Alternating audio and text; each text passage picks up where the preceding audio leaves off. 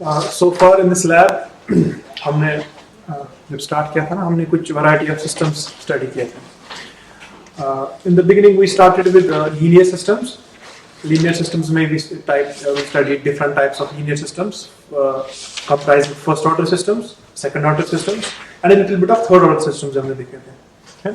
Linear systems में हमने देखा था जैसे कि integrator block या time constant block. इसमें ट्रांसफर फंक्शन कहीं k upon 1 plus S T या 1 प्लस एस टाउ फॉर्म में. उसमें हमने टेम्परेचर कंट्रोलर वाला पढ़ा था, वो फर्स्ट ऑर्डर सिस्टम है. या डीसी मोटर स्पीड कंट्रोल, वो भी फर्स्ट ऑर्डर सिस्टम था. Then we talked about second order systems. Second order systems की जनरल रिप्रेजेंटेशन हमने देखी. Then we also discussed how to extract time domain characteristics like rise time, settling time, theoretically as well as experimentally. उसमें जैसे कि position control is second order system. This is summary of what we have done so फार.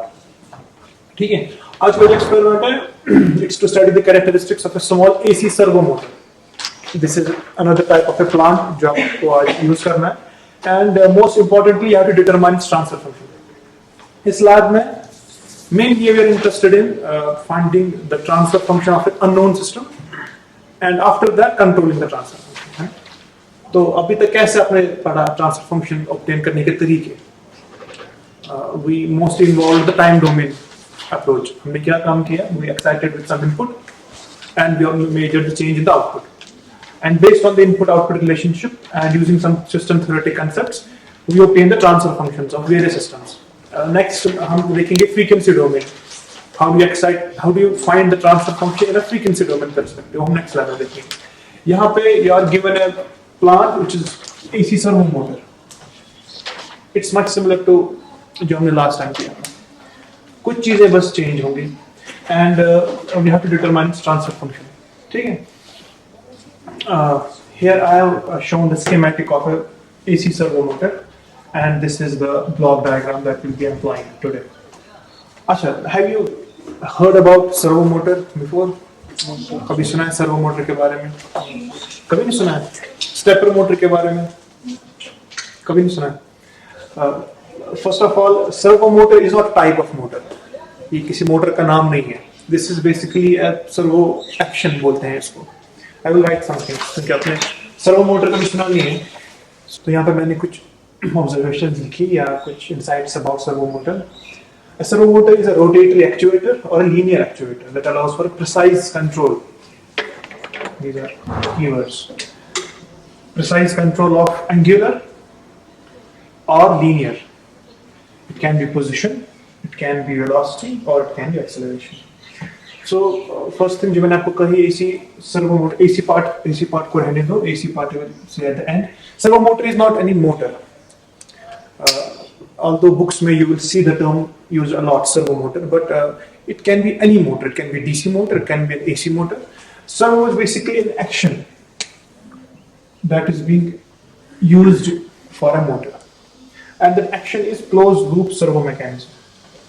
होता क्या है कि जैसे हमने last time पढ़ा ना position control of DC motor. It's exactly that. आप कोई मोटर लेते हो, any motor of interest, and we perform it in close loop. Close loop में we track its position. Precise control of angular. The position can be either linear or angular shaft की. और वो जो position है we track the position and we compare with some reference position. Exactly जैसे एक feedback में होता है. तो एक रेफरेंस पोजीशन के साथ अगर सिंपली इसका ब्लॉक डायग्राम बनाएं, it's simply like you have some reference position, you have some actual position, and you have some error, and this error is fed to the motor. This is servo action. कोई सा भी motor ले लो. अब हमारे setup में we will take an AC motor, but it can be a DC motor also. We track its position of the shaft and we compare with some reference that we want, and based on the error the motor is running. तो इस motor की एक speciality है और इस action की एक speciality ये है कि motor only runs for error signal as long as error is there. So motor में जो इनपुट जाएगा that's error signal. So this motor is never used continuously. Traditionally जैसे हम करते हैं ना हमारे इंडक्शन मोटर्स यूज या डीसी मोटर्स, वो कंटिन्यूसली हम रन करते हैं. For some desired value. यहाँ पे हम क्या इंटरेस्टेड होते हैं, we are interested in precise control of our angular और linear position. So we want our motor to follow precisely as our reference value. तो मोटर सिर्फ तब तक चलेगा जब तक एरर सिग्नल पॉजिटिव या नेगेटिव होगी, डिपेंडिंग अपॉन कि क्या डायरेक्शन रहेगी मोटर की। Once this error goes zero, which means when the reference match your theta, the motor stops.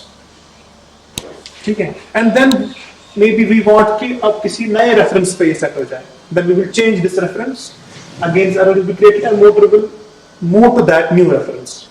So it moves in precise positions only. इसको हम continuously नहीं घुमाते हैं इस मोटर। This is basic. अब यहाँ पे कौन सा मोटर है, यहाँ पे we are taking an AC, that's why it's known as AC servo motor. And like I told you, servo motors can be AC or DC. तो यहाँ पे हमने एक AC ले लिया है, that makes an AC servo motor. तो यहाँ पे एक मैंने स्कीमेटिक डायग्राम बनाई है। दिस इज योर रोटर, ठीक है, it has its own winding and for stator you have two windings, क्योंकि you know a single winding will not create a rotary magnetic field, है ना, यू नीड आइदर 2 और 3। तो यहाँ पे हमने 2 स्टेशनरी वाइंडिंग्स ली हैं and one is for a rotor. तो यहाँ पे जो 2 वाइंडिंग्स हैं, one is known as reference winding, another is control winding.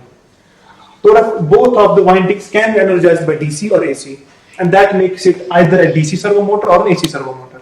यहाँ पे जो हम सप्लाई दे रहे हैं that's AC, that's what's the AC servo motor, ठीक है। यहाँ पे for reference usually क्या होता है, जो reference, हाँ, any doubt? सर ये सर्वो मोटर में पढ़ना है कोई मशीन्स में आप? किसमें? इलेक्ट्रिक मशीन्स जो हमारा इलेक्ट्रिक मशीन्स में I don't know, अगर सिलेबस में होगा then maybe जो सिंगल फेज मशीन में पढ़ाते हैं, सिंगल फेज मशीन में शायद मशीन में आता है ये। हाँ, you might be, आपको एक इंट्रोडक्शन दिया जाएगा about servo motor, but from a control system point of view you don't have to dwell into plant क्या है, you are mostly interested in determining the transfer function. अब यहाँ पे अगर प्लांट के बारे में कुछ इंफॉर्मेशन आपको होती है, it makes it very easy to determine the transfer function, ठीक है। तो हम ज्यादा नहीं जाएंगे सर्वो मोटर कैसे काम करता है, व्हाट्स एक्सपेक्ट, आपको मेनली इंटरेस्टेड है इसकी ट्रांसफर फंक्शन कैसे निकलेगी, लेकिन थोड़ा सा आइडिया होना चाहिए कि सर्वो मोटर में क्या डिफरेंस है, क्योंकि डीसी आपने पढ़े डीसी मोटर। यहाँ पे डिफरेंस सिर्फ ये है कि यहाँ पे 2 वाइंडिंग्स हैं to create the rotating magnetic field. This is reference winding, it will be fixed at some AC level 12 volts 50 hertz, और ये जो है another winding, this voltage is varied, this is not fixed like reference. इसमें जो voltage है this can vary as per these tappings, and you can control these tappings to create different voltage, that's why it's known as a control winding, ठीक है। and this is what, ये जो excitation आती है this comes from error signal, which means error जो signal आएगी ना, इसमें नहीं, जो मैंने यहाँ पे बनाया था, जो error आएगी ना from reference and actual, वो error signal will excite this winding, and once this winding is excited, so this winding or this winding make phase difference है, and that's created by this capacitor. तो जब दोनों windings में एक phase difference आएगा and both are energized, then only rotor will start. And once error goes to 0, which means when this rotor has turned to our reference value, this error will go 0. So this winding की जो excitation है वो stop हो जाएगी, लेकिन उसकी जो winding है that's fixed. And single winding cannot introduce a rotating magnetic field, motor will stop. आपको समझ में मोटर कब यूज होगा? ये सिर्फ तब यूज होगा जब आपको कोई एरर सिग्नल क्रिएट हो जाएगी इस सिस्टम में। That's why you will find its applications in robotics. You will find applications in CNC machines, in guidance control. आप पढ़ते हो फॉर एग्जाम्पल आपका जो सैटेलाइट्स होते हैं ना, सैटेलाइट गाइडेंस कंट्रोल, उसमें ये काइंड ऑफ मोटर्स यूज होते हैं, या रडार सिस्टम्स में,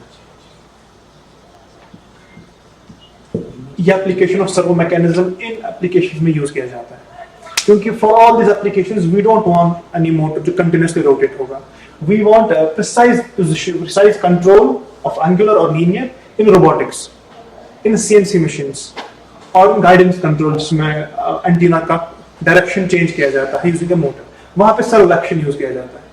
यानी मोटर को कंटिन्यूअसली नहीं रोटेट करना है, मोटर को सिर्फ तब तक रोटेट करना है जब तक एरर 0 ना हो जाए। अब एरर कैन बी पॉजिटिव और negative, that change the direction of your motor. ठीक है, तो start to some predefined value, उसके लिए मोटर्स यूज किए जाते हैं। And this can be AC, this can be DC. In our case we will take an AC servo motor. तो समझ में आया थोड़ा आइडिया सर्वो मोटर क्या है, सर्वो एक्शन क्या है basically. It's simply close loop. अब जो ट्रेडिशनली सर्वो मोटर्स आते हैं कमर्शियली या इंडस्ट्री, दे कम विद, उसमें ये सारा बिल्डिंग होता है। You have a motor system, you have some sensor which will determine the shaft position, and you will have some mechanism to calculate this error, and a controller which will evaluate this error and which will make the difference and which will energize the winding.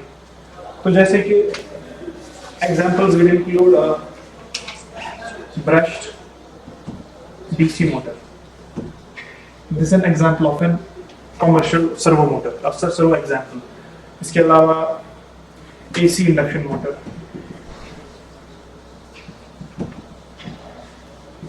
another example, इसमें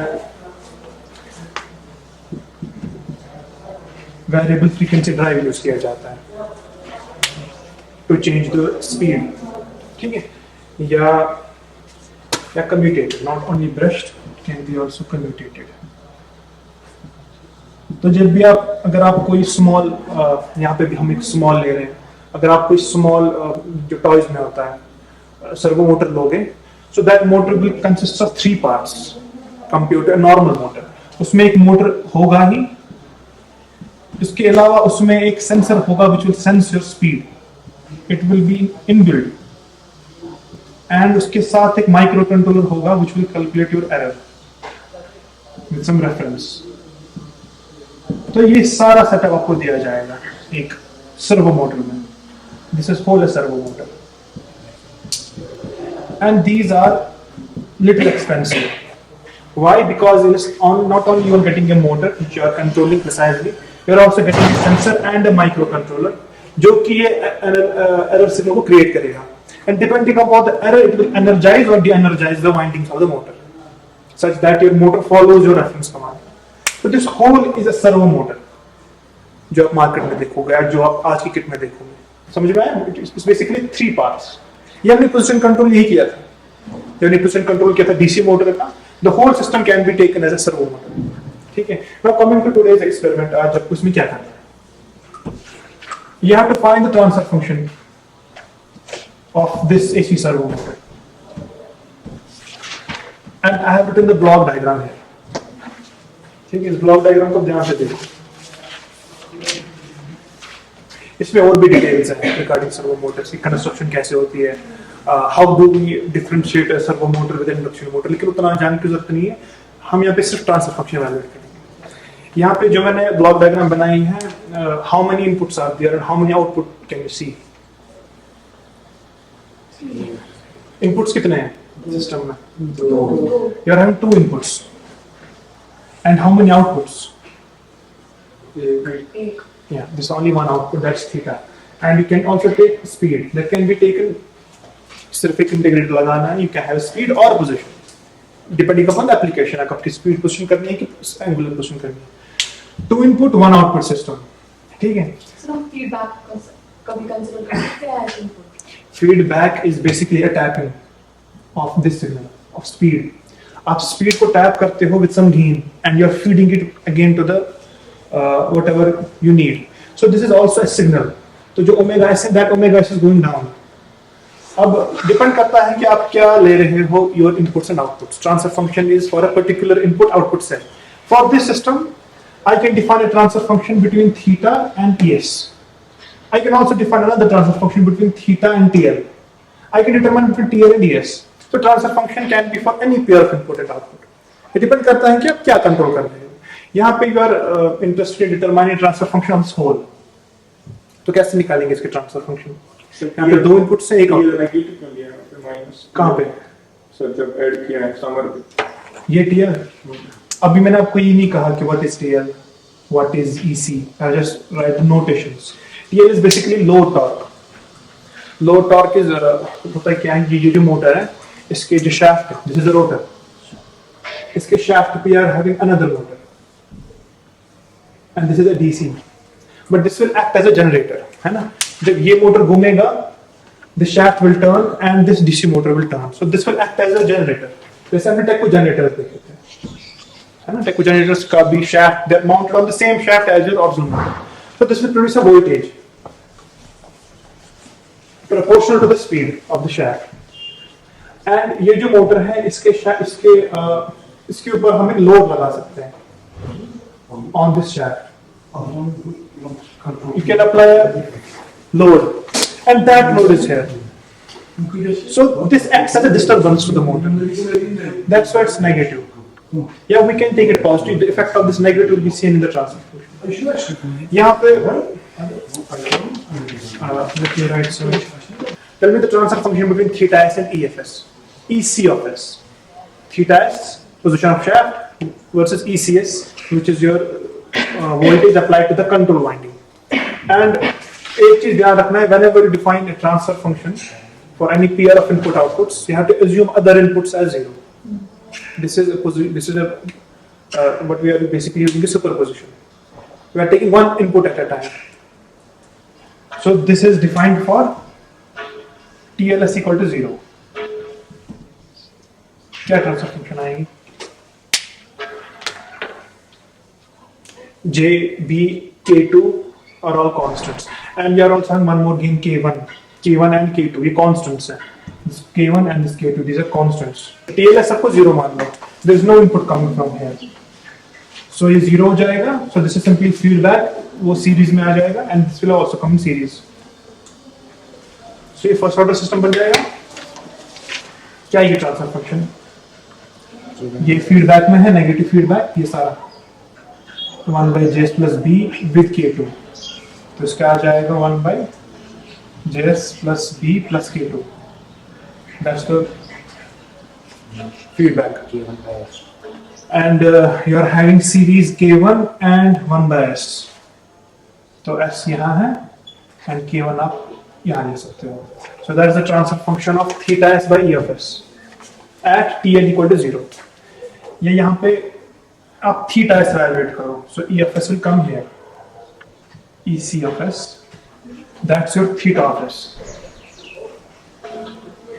ठीक है, this is your one. Now calculate the transfer function theta s versus T L of s. This is evaluated at E C S equal to 0. अब E C S को 0 मानो and theta s and T L S का transfer function बताओ. और यहाँ पर जो input है दैट्स नेगेटिव. इस इनपुट और इस इनपुट में ये डिफरेंस है. This is negative input, this is positive input. क्या ट्रांसफर फंक्शन आएगी between theta and TLS at ECS equal to 0?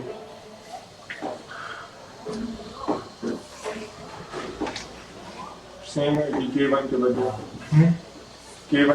K1 के बगैर बाकी सारा सेम है ना. Only K1 is being fade, बाकी सारा सेम है. अच्छा, don't write equation 1. We will do one more thing. This is not in standard form. If you see, हमने first order systems जो पढ़े थे, this is not a standard first order system.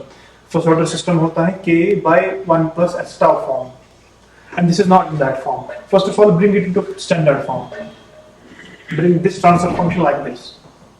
इसको फिलहाल रहने दो. Bring it into first order form. Divide numerator and denominator by B plus K2.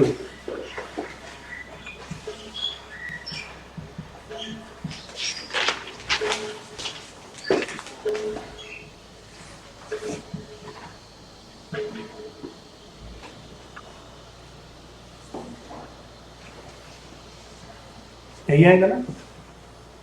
अच्छा, ये जो S है यहाँ पे we have an S. I can take this S here. And if I do it, this becomes omega. ठीक है. And this is your transfer function. इसको ऐसे भी लिख सकते हैं Km upon S tau m plus y. यहाँ पे लिख लेता हूँ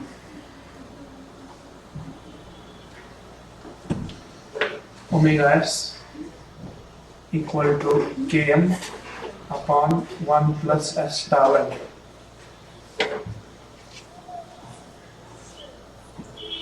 Where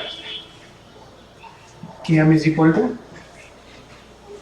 K1 by हाँ थीटा ऐसा आएगा कहाँ पे यहाँ पे मैंने क्या काम किया, यहाँ पे K1 by B plus K2 divide numerator and denominator both by B plus K2. वहाँ से थीटा ऐसा ना लेफ्ट साइड हाँ यहाँ पे theta s था, so don't confuse yourself. This was theta s and this was यहाँ पे एक और s था. This was like this. ऐसे था, तो मैंने ये s यहाँ ले लिया and this is omega s. ठीक है, that's omega s here. Sir फिर कौन है फर्स्ट ऑर्डर है? कौन इसमें सा? है ना फर्स्ट ऑर्डर। ये क्या लिखा है? Km by 1 plus s tau. Sir वहाँ है ना 2s ना नीचे। तो मैंने अब ओमेगा के टर्म में बताऊंगा, in terms of omega this is now a first order system. हाँ, जहाँ पे थीटा था, सर वो js लिखा है j सबस्क्रिप्ट। नहीं, this is js plus b. This is Laplace s. This is Laplace s, not subscript j. J is a constant, s is a Laplace variable. So if you take omega, then this is a first order system. अगर आपने theta लिया होता तो यहाँ पे s survive करता, ठीक है? So Km is K1 by B plus K2 and another constant मैंने लिया tau m. Tau m is J by B plus K2. This is your equation 1.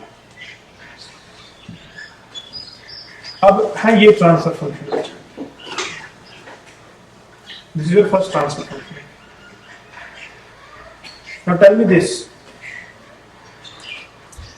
इसमें K1 के छोड़ के बाकी सारा है ना? इसको भी लिख सकते हैं इस फॉर्म में.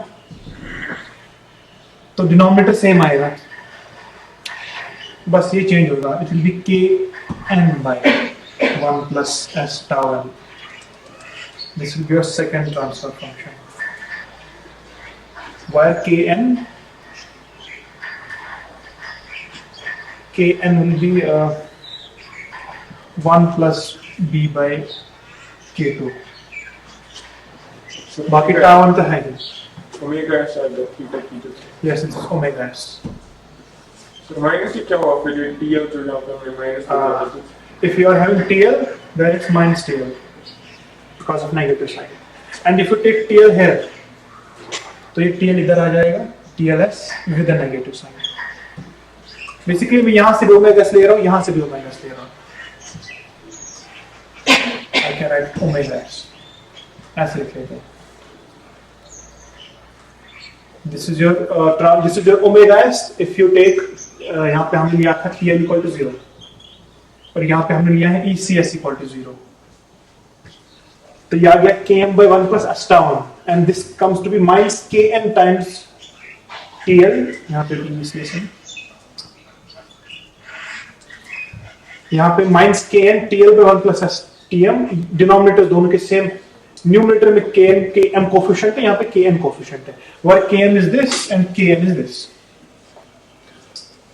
तो दो स्पीड्स आ गई मेरे पास, दोनों फर्स्ट ऑर्डर सिस्टम्स है. Now what is the total transfer function? Using superposition you will do what? You will add now these two, है ना? इसमें हमने एक इनपुट ऑफ किया था, इसमें दूसरा इनपुट ऑफ किया था. Now superposition says if you take the combined effect omega s, that's equal to sum of the inputs taken one at a time. तो कंप्लीट इमरअप करो. कंप्लीट ट्रांसफर फंक्शन क्या है? This is 2. So from 1 and 2 you will get omega s. From first it's Km 1 plus s tau n times EC of s. From 2 I'm having minus Km TLS 1 plus s tau n. We are using superposition.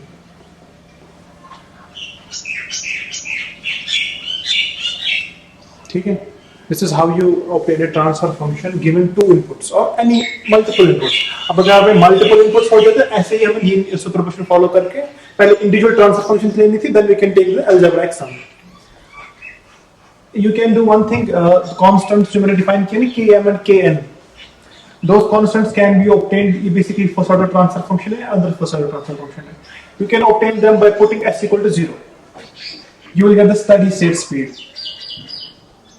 This is your steady state speed. You have to put x equal to 0. You will get Km ECS or Km EC minus Kn TL. I have put s equal to 0 यहाँ पे भी, so only term will survive is Km EC minus Kn TL. And on the left side you will get your steady state value or the DC gain value of this transfer function. And from this equation you can determine Km and Kn.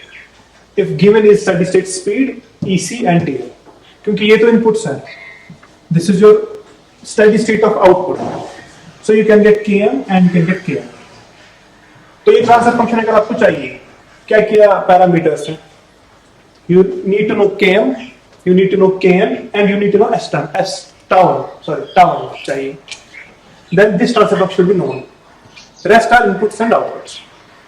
Now how do you find this Km, Kn and tau? इसी पे आज experiment है. Finding these constants for this motor. आपको ये तीन parameters निकालने हैं आज. So we will divide today's experiment in two parts. First is the steady state part. Another is a transient part. Steady state में आपको Km and Kn मिल जाएगा. And transients में you will get the time constant of the motor. यहाँ पे हम तीन tables ले रहे हैं to find the steady state constants Km and Kn. Km and Kn. See how we'll do this.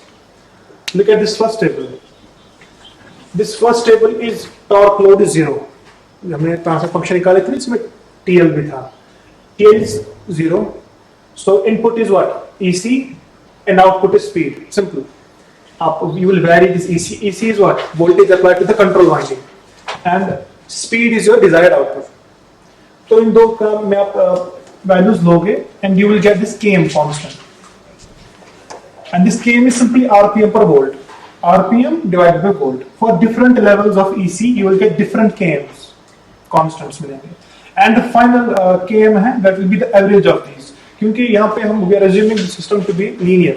The system is not actually linear. System is an AC servo motor. This is having a lot of non-linearities. So one way to deal with them is taking average of readings. जब आप readings के average लोगे, तो आपका approximation थोड़ा close हो जाता है. So यहाँ पे मैंने Kms लिखे, there will be some constants, है ना? और यहाँ पे you will take the average, and you will get the first time constant of the motor Km. It's very easy to find out. Just from the first. और आपके पास जो setup होगा, you will be having 3 levels of EC and 3 level. दो inputs कहे ना मैंने. System में दो inputs हैं, EC and TL. You will be having 3 inputs, 3 steps for TL and 3 steps for EC. इसलिए मैंने बस 3 steps ले लिए. 3 steps here, 3 steps here, and 3 steps here. So you don't have to take bunch of values. तो यहाँ पे 3 different values of EC के दोगे, 3 different speeds निकलेंगी, 3 different Kms निकलेंगे. You will take the average and that's your Km. Now coming to Kn. For Kn you have to do a little bit of calculation. Come to this table.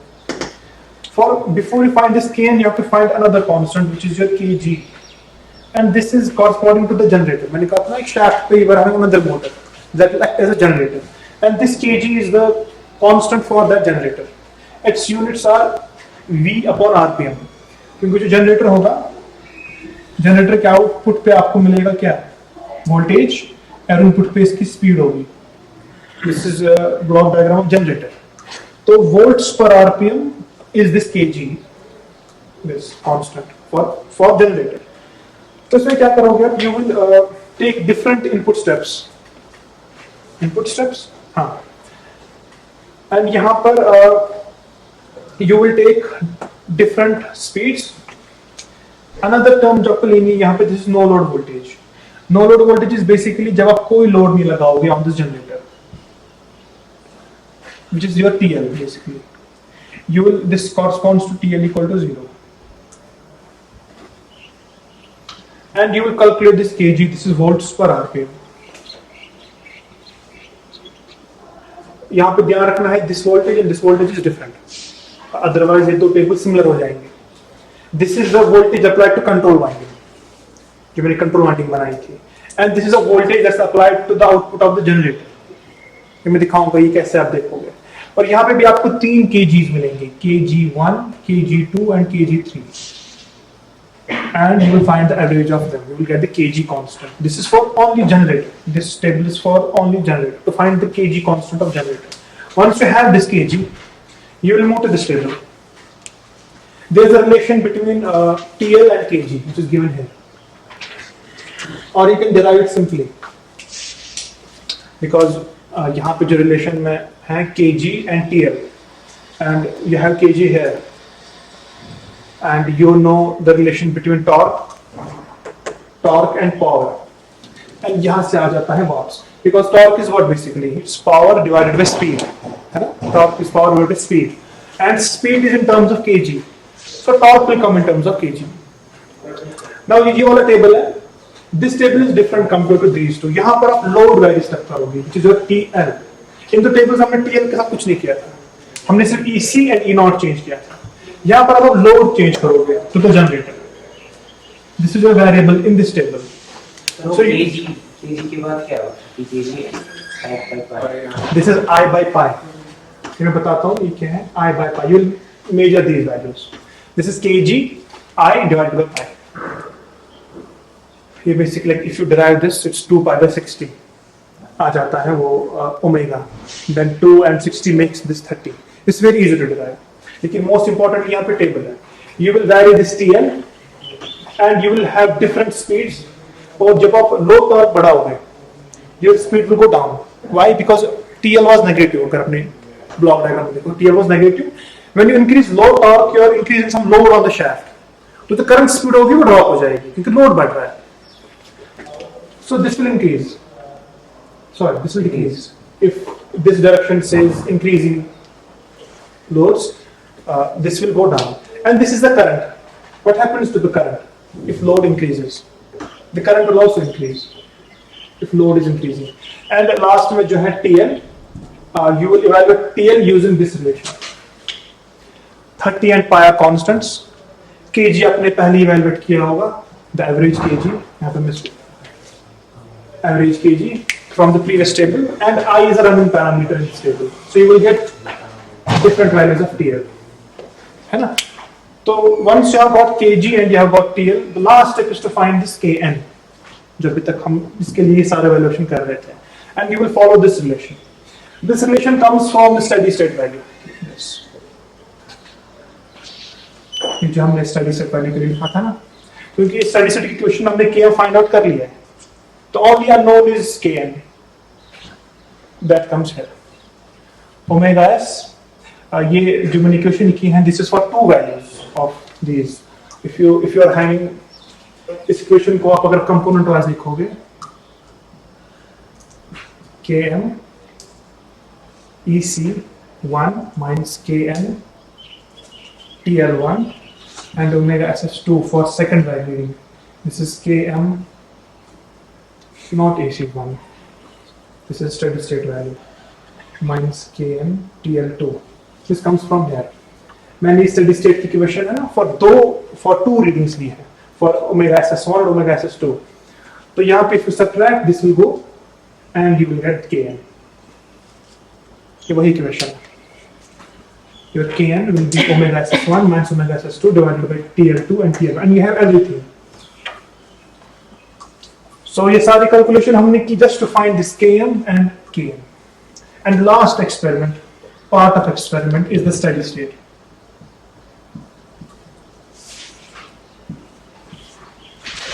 इसके लिए कोई table बनाने की जरूरत नहीं है. ये आप straight away find out करोगे from the experiment in the setup. So तीनों constants मिल जाएंगे आपको, Km, Kn and your tau. Once you get all the three, you can add the transfer function. समझ में आया? It's a little bit lengthy calculations, लेकिन when you do practically इतना difficult नहीं है. Just three readings and three readings. Do you want me to repeat? Second part में क्या करना है? इस वाले में नहीं सर, चुना ये हो गया, ये समझ में आया? हाँ, ये समझ में आया? Then once you get these two tables, you will get. फिर आप ये टेबल पे आओगे. This is last. ये टेबल फिल करोगे फॉर डिफरेंट लोडिंग कंडीशंस। बस सीधे इक्वेशन ही पुट करनी है। हाँ, जब तीनों लोडिंग कंडीशंस आएंगी then will put the value here. देखो TL2 and TL1 mention this TL2, this is your और TL1 TL2 TL3। तो यहाँ पे आप दो रीडिंग्स कोई भी लोगे and will put it here. और आपके पास चाहिए क्या है? स्पीड आपके पास है। Mention this omega SS1, mention this omega SS2, omega SS3. So it's this minus this divided by this minus this. You will get Kn. ठीक है? It's very simple. So let's come to setup now. This is your AC servo motor study. ठीक है? And जो मैंने block diagram बनाई थी ना, block diagram नहीं, जो सर्किट डायग्राम बनाई थी, that's mentioned here. If you see you're having two windings, control winding and reference winding. Reference winding is internally set and you can change this control winding. And it's मैंने कहा था ना, EC is one of the input. Two inputs है, EC which is the voltage applied to control winding. Another is TL which is here. पहले मैं आपको बताता हूँ कि inputs outputs कहाँ पे हैं. This is EC and this is TL. यहाँ पे 3 steps you can take for different typings for this AC winding, and these are 3 loading conditions on the generator. ठीक है, and this is a negative sign क्योंकि ये इसका effect है to decrease the speed, it's effect is to increase the speed. ठीक है, this is a switch, normal switch, when you move the switch on then this voltage is applied to the winding. यहाँ पे this is a AC RMS, आप यहाँ क्योंकि मैंने कहा था this is an AC motor, तो this voltage is basically 12 volts 50 hertz. That RMS we can measure on this is your AC. And यहाँ पर एक डीसी दिया गया है, क्यों? क्योंकि शाफ्ट पे you have connected a motor that acts as a generator and that produces a voltage, that voltage you can measure using a DC. So इसके 2 पार्ट्स हैं, first is a AC part and another is a DC part. Circuit में भी देख सकते हो this 2 windings, this is your shaft of servo and on that shaft you are having a generator. ये diagram में दिखा रहा हूं, और यहाँ पे जो वोल्टेज होगी that voltage you can major here and we can apply the torque at this motor क्योंकि वही एक्ट करेगा इसी शाफ्ट पे and that will act on this motor. The servo motor is inside with its sensors, with its microcontrollers. यहाँ पे क्या extra setup है, that's your generator जो बाहर है, and this is a DC motor जैसे हमने यूज किया था। This is a normal DC motor and you are having a sensor to measure its speed which is shown outside here in terms of RPM. यहाँ पे एक advantage है कि यहाँ पे you are having this time constant circuitry inside. तो आपने देखा था टाइम कांस्टेंट हम कैसे निकालते थे ऑसिलोस्कोप्स पर, तो ये वेरी डिफिकल्ट नहीं कहेंगे, it will takes a lot of effort time constant निकालने में। यहाँ पे एक एडवांटेज है कि you will measure this from this digital voltmeter. इसके अलावा you are having one more, this E0 is no load voltage applied to the generator. ठीक है, and this ES, this will be used for time constants.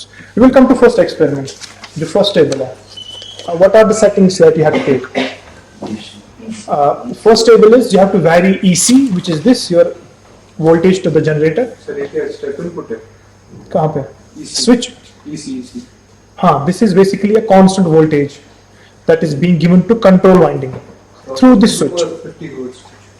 हाँ, this is basically an AC. You will measure this. You will measure the RMS value. जब when we talk about AC things, AC को कैसे measure करते हो? AC को either you can have a peak to peak. You can. Steady state में कैसे आ रहा है Km EC? The EC that we are measuring is the RMS, and that is a constant value. Actually, it's an AC signal. आपने सही कहा. Actually, it's an AC signal. It is frequency is 50 hertz. But what we are measuring, जो आपको भी mention करोगे, that's the RMS value. See, जो आपको दिख रहा है यहाँ पे 4.16, this is the RMS of the voltage that's being given to control winding. For step 1, if you take step 2, this is the RMS at step 2. ये steps क्या है? ये steps हैं winding के taps.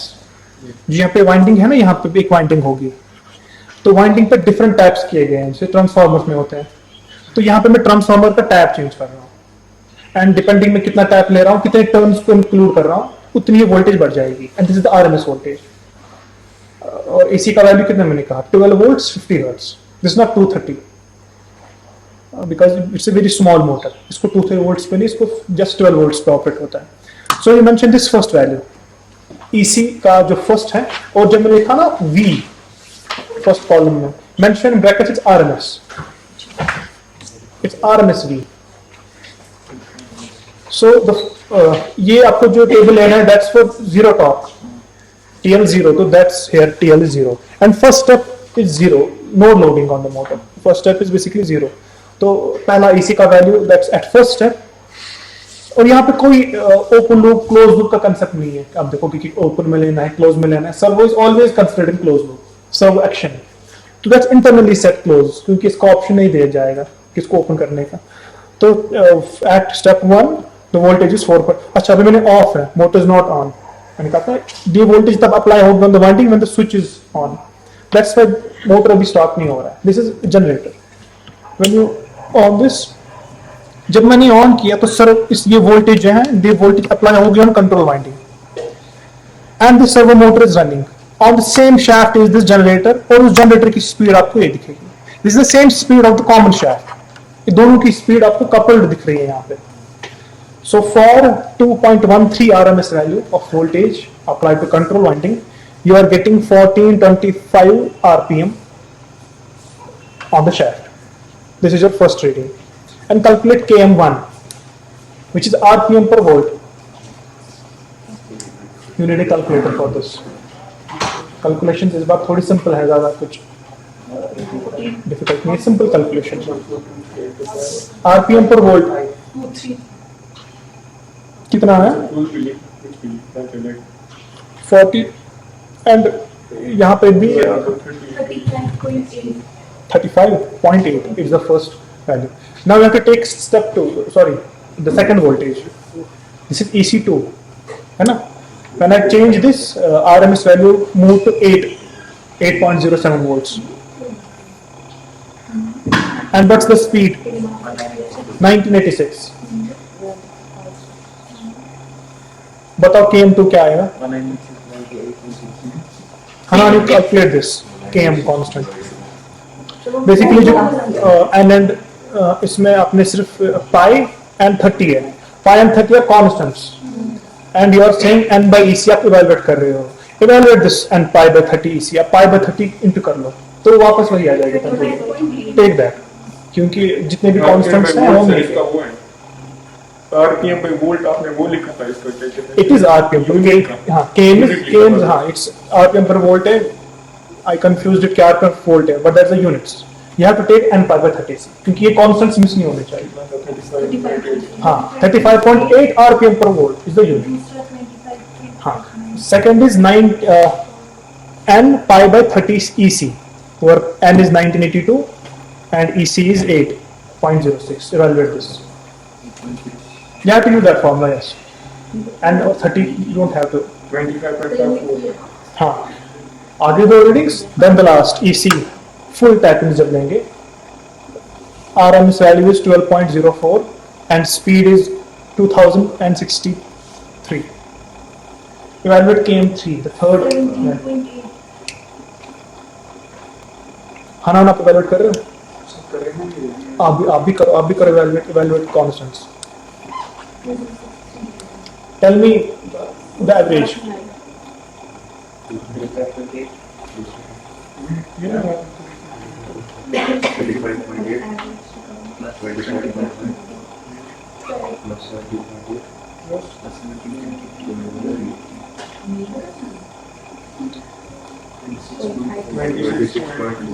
26.34. What's the units?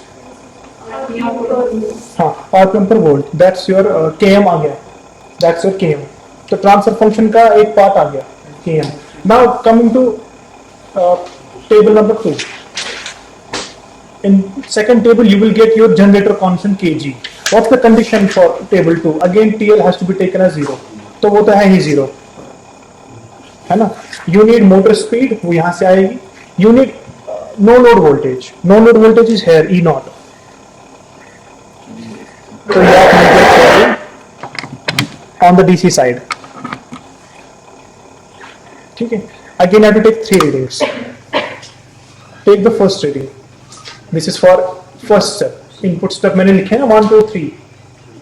तो यहाँ पे आपको वोल्टेज ये नहीं चाहिए. You don't need ECS. Just you can mention first step, second step and third step. तो मैं first step का बता रहा हूँ. You need motor speed. कितनी ही motor speed? 14. You have to wait until it reaches steady state speed. 14, 12. And you need E0. E0 आपको दिख रहा है वहाँ से? 2.62. Are you able to see this E0?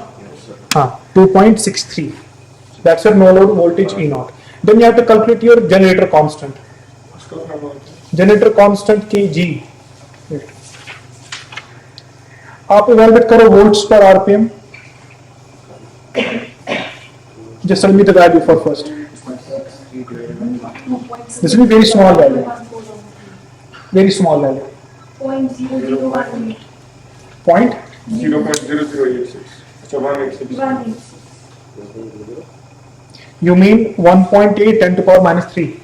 That's correct. That's your kg. Now taking the second value. ये सारा जो table आएगा 10 to power minus 3 में आएगा. So you mentioned 1.8 actually. 1.8 into 10 to power minus 3. Now taking second voltage. What's your E0? 3.7. And what's the speed? 1983. Calculate kg2. 1.867. अगर same है तो फिर डेसिमल्स में आगे जाओ. 86 के बाद क्या है? सेम है. 1.8. तो थर्ड डेसिमल प्लेस पर डिफरेंस है ना? थर्ड और फोर्थ डेसिमल प्लेस पर चेंज है. क्योंकि 10 to power minus 3 में है, so you have to go very decimals में आगे जाना है आपको. क्योंकि 1.8 जो है 1.8 कॉमन रहेगा. तो आगे देखिए क्या है. क्या वैल्यू है? 1.896. 1.896. Okay, 1.896. 1983. 1983. 3.7. आप दो मुझे बताओ, दो values, then we will compare. एक आप बताओ और एक आप बताओ. आपके पास मैंने calculator. Evaluate this, then we will compare कि दोनों का सेम आना चाहिए. What's kg2? आप इसको डिक्टेट करो values, he will tell you the answer. 0.0011. हाँ, tell me in standard form. 1.8 1.9 1.9 10 to power minus 3. Now the third step. Third step पे mention the E0 first, no load voltage 3.85, and mention the speed 2060. It's settling somewhere. 2064. Calculate this. 3.65. 3.85. 3.85 divided by 2064, and tell me standard value. What is the average of the three? 1.875 into 10 to power minus. That's your kg. इसलिए हम average ले रहे हैं, क्योंकि जो ambiguities होती हैं in observations, that becomes flattened out in average. तो दो tables आगे, then third table is for torque load. इसमें हम different क्या कर रहे हैं? We are applying this torque now. अभी तक हमने कोई torque नहीं लगाया था. ये ना लगाया था. दोनों एक्सपेरिमेंट्स में टॉर्क लोड 0. हमने सिर्फ EC चेंज किया था. हमारे पास दूसरा इनपुट है TL, अब इसको चेंज करना है. So for third table you have to apply 3 loading steps on the generator which is here, and you have to measure your current. Current आएगी यहाँ पे जो कि जनरेटर के आउटपुट पे है. You measure this current and you have to evaluate TL which is the ratio. पहली reading ले लेते हैं. पहली रीडिंग में क्या लेना है? You have to vary the load steps 1, 2, 3, and this table you have to take for a constant EC, any constant value. हाँ, ये जो थर्ड टेबल है, this is for obtaining the load TL. तो इसमें क्या करोगे आप? पिछले एक्सपेरिमेंट से vary this first input, and this was constant as 1. इस वाली रीडिंग में we will vary this TL, and we will keep this constant at any value. Let's take it at value 2. At first load step, and ये already है ही first load step पे, and mind you first load step means no load. वही तो कर रहे थे ना अभी तक हम। तो this is already at no load, so what should be I? I होनी भी चाहिए 0, क्योंकि अभी तक कोई लोड नहीं था, और वही आप मेजर भी कर रहे हो, there is no current on the drawn because there is no load. Step 1 means no load. तो एसेंशियली यहाँ पे 2 ही स्टेप्स, हाफ एंड फुल। तो mention RPM and mention the current. RPM क्या है? आरपीएम तो लिख सकते हो 1984 एंड मेंशन करंट एज 0। ठीक है, तो palpitating is no use because इसमें करंट 0 है। Then take the second low torque. What should happen if I increase the load torque? What should happen on the speed? What should happen on the current? Speed should decrease and current should हो गया? So mention this is at load step second. Speed is 1460 and current is 0.1, but I'm not sure units. This should be 0.1 amperes or wait. Yeah, this is in amperes. This is 0.1 amperes. ठीक है? So evaluate TL1 and the relation of TL1 is what? 30 kgI by pi. kgI evaluated, उसका जो mean आपने मुझे कहा 1.875 10 to the power minus 3. Pi you know and I you know. Calculate TL1. चलो mention 1.76. mention 1.76 क्योंकि -3 में है। now the final torque, और बढ़ा दिया हमने torque load, more current will be drawn and speed और ड्रॉप हो जाएगी। now current में जब हमने वैल्यू लिया था, now take value as 0.17। Sir steady state making में जल्दी आता है, उस दिन हमने देखा तो वोट करना था। This depends upon the motor। यहाँ पे जो मोटर है this is an AC servo motor है ना, वहाँ पे हमने DC मोटर लिया था। So यहाँ पे when you evaluate this time constant को पता चलेगा कि कितना फास्ट ये आ रहा है rise. This will depend on the inertia of the motor, time constant of the motor, loading conditions। कुछ सिस्टम्स काफी स्लो होते हैं, कुछ सिस्टम्स काफी फास्ट है। Temperature was a very slow system, आपने देखा वो कितना स्लोली राइज हो रहा था। This is on this an average time constant हम निकालने वाले हैं। तो TL1, TL2, TL3 तीनों आ गए 3.04 है ना आपके पास, दोनों वैल्यूज है, use them in the formula, you will get TL3 3.04। आपको कितना आ रहा है? 3.04 into 10 आप लोगों को कितना आ रहा है? सेम। 3.02। ठीक है, अब आपको क्या काम करना है, ये आपको evaluate the second constant in the transfer function, that's Kn, and the formula of Kn is written।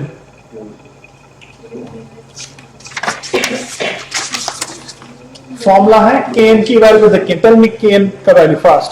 329.83। तो ट्रांसफर फंक्शन में ये obtained Km and Kn, so the only constant is the time constant। Time constant के लिए हम जो voltage है लेंगे third step पे 12 वोल्ट्स, जो इसकी रेटेड वोल्टेज है। रेटेड वोल्टेज है इसकी 12 वोल्ट्स या जो भी इसका है 12.5, और उस पर देखेंगे हम स्पीड क्या होगी। ठीक है, टाइम कांस्टेंट आपको पता है कि ये इसकी है स्टेडी स्टेट स्पीड है ना, at this rated voltage. Time constant होगा 63% ऑफ दिस स्टेडी स्टेट। तो हम क्या करेंगे, आप इसका निकालोगे 63% या इस वोल्टेज का, पहले हम इसको कैलकुलेट करेंगे। हमारे पास है E0 जो नो लोड वोल्टेज है, ये 3.83 है। इसका ये फुल लोड जो फुल वोल्टेज है उस पर फुल स्पीड पे जो मोटर का है उस पर इसकी नो लोड वोल्टेज है 3.83। हम इसी 3.83 का लेंगे 63%, क्योंकि हमारे पास एक ये नॉब है जो इसको रेफरेंस को सेट कर सकता है। वोल्टेज को हम ये स्पीड को हम चेंज नहीं कर सकते।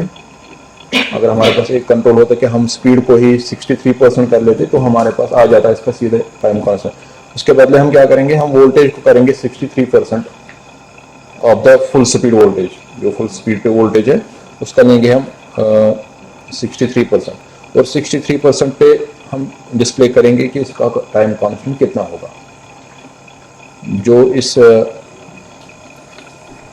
हमारे पास है ना ये रेफरेंस, अब लीजिए इसका 3.83 का लीजिए आप 63% कितना आएगा 2.4 आता है, ठीक है। तो जो ये ES है हम इसको सेट करेंगे 2.4 2.41, ठीक है 2.41 है। हम क्या करेंगे, हम मोटर को स्विच ऑफ करेंगे और 30 सेकंड्स के लिए वेट करेंगे।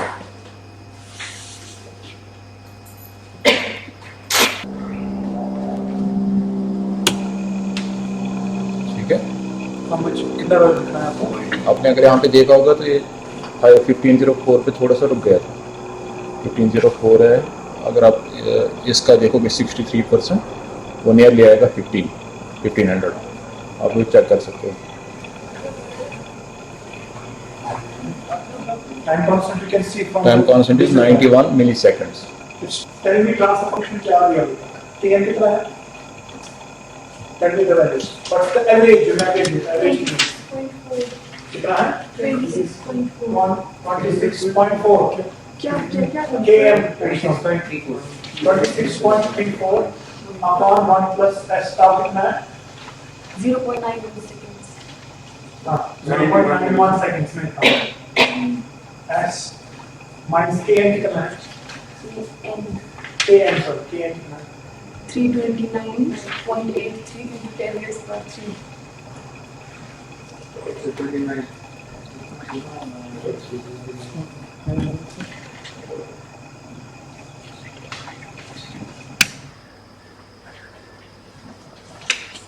So 0.091 और कितना है? 0.091 टाइम कांस्टेंट है ना and 1 minute So this is the transfer function. कोई डाउट आज एक्सपेरिमेंट में?